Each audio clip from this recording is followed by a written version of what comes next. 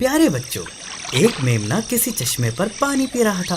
اتفاق سے ایک بھیڑیا بھی پانی پینے آ گیا۔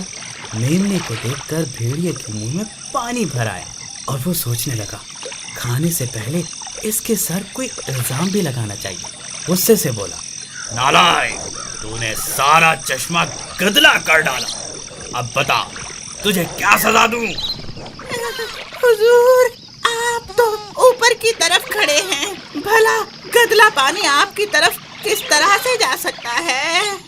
تیری بات ٹھیک صحیح، مگر یہ بتا پچھلے سال تو نے مجھے گالیاں کیوں دی تھی؟ پچھلے سال؟ ہاں، پچھلے سال۔ اب کیسا بھولا بنتا ہے؟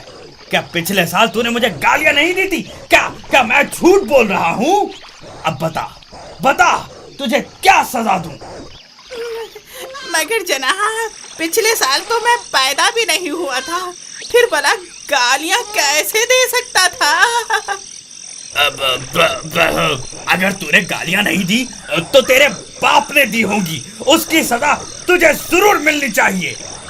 یہ کہہ کر بھیڑیا میمنے پہ جھپٹا اور اس بیچارے کو ٹکڑے ٹکڑے کر کے کھا گیا۔ سچ ہے، جن کے من میں کھوٹ ہو وہ بدی کے 100 بہانے ڈھونڈ لیتے ہیں۔